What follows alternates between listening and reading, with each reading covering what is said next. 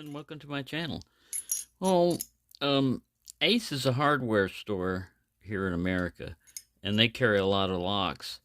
And these locks are pretty good. It's got a protected shackle. It's got ball bearing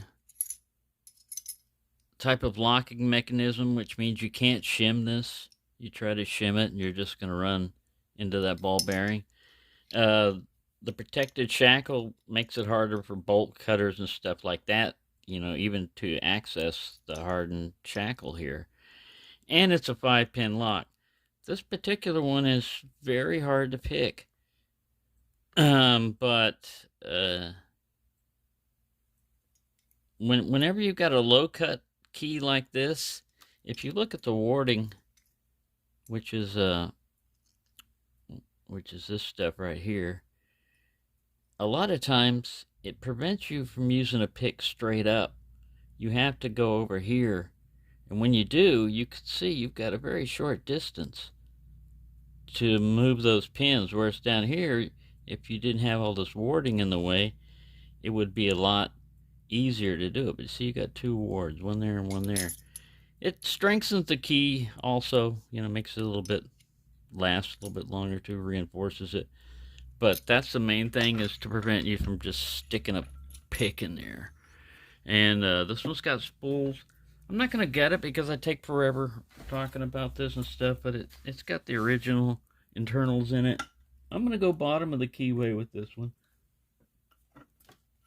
And, well, I'm using a 15 thousandths Praxis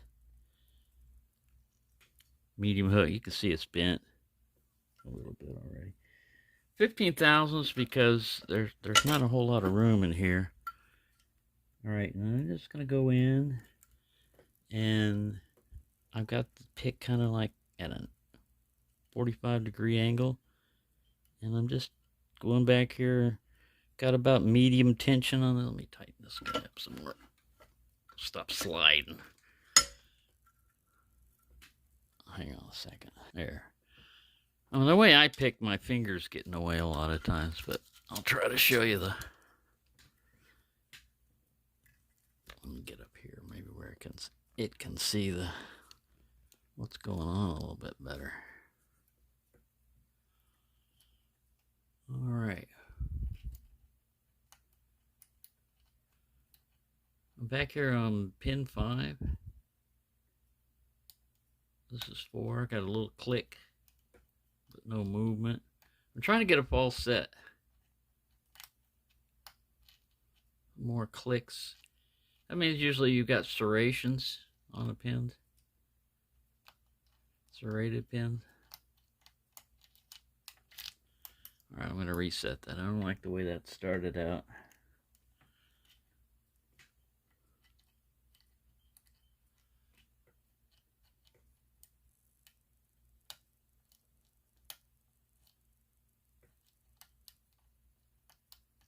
There we go. That's my false set. I don't know if you saw my finger go down a little bit.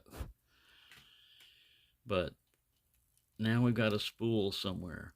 And so what I'm looking for is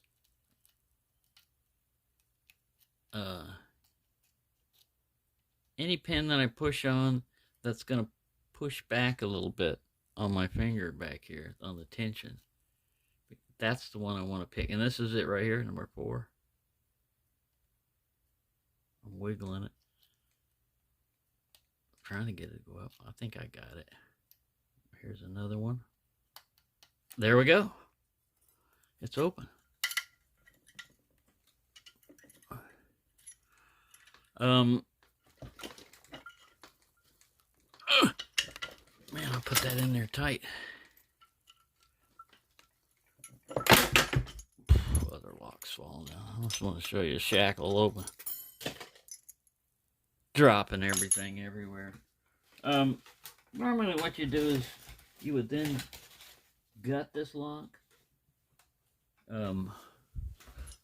Just to show what was inside. You go down and... Where is it? I don't even remember how to gut these things anymore. What the heck? Usually the shackle is protecting a screw that you use to remove this whole body. And it's been so long since I've done this, I don't remember how to get this thing. I guess this is one that's non-guttable, because to remove this, get this back out of the way. To remove this core right here, you'd have to knock this pin out. Drill this pin out right here, this steel pin. But yeah, normally on a normal removable core lock, once you open this shackle right here, there's a hex bolt. Let me see if I can find another one to show you.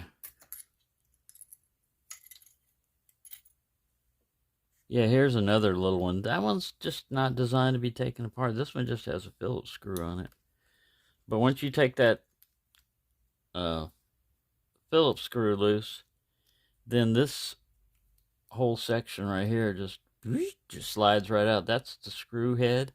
This is hardened steel to prevent drilling. A lot of times it's domed, so it'll make it difficult to get into. But yeah, this one's not a removable core, which means you wouldn't be able to repin it and stuff. I mean, a lot of times people don't repin these padlocks and stuff. But yeah, anyways, there you go. It's a little quick pick of an Ace.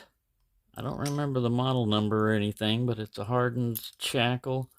And it's a tricky pick because with this pin right down here being that low on pin 1, it will feel like, I mean, it feels set a lot of times when you touch it. And a lot of times you're looking for a binder. And if you run into this one and it's already set, it'll feel like it's a binder, but that's one of the things that's kind of hard to teach too, is the difference between a set pin and a pin that's not set. A pin that's not set will usually give you a little bit of up and down, springiness. And once it's set, it becomes kind of like stiff. It feels like a binder, but I don't know how to describe that. But anyways, it's one of those feel, type of things. But with this being, in a way, it's kind of like blocks you, because if you've got too big of a pick and you're going in that warding right there, it'll overset pin 1 while you're trying to reach back here. So anyways, yeah, just tricky bidding on this one, but it wasn't too hard to pick. And yeah, that's the way it works. So thank you for watching and have a nice day. So here's an example of this is a spool pin, and this is a spool with a serration, and this is a serrated pin. So if you get caught up in these, a lot of times you'll feel a click and a little bit of a movement. Same with this. You'll feel for the pin to clear, you'll feel a click, and then it'll drop, and that'll be that false set. And then to get out of it, where you have to do the counter rotations, you have to get over this ridge to get back up there. And when you try to get over that ridge, if you lift too far up, any of the other pins that you set will fall down, and you'll have to start all over.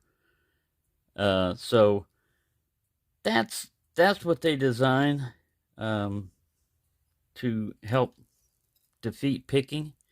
And with spools in there, it also makes it hard when you rake, because you'll just get a false set, and it's hard to get out of that false set while raking without dropping back the other pins. Anyway, that's a little heads up there.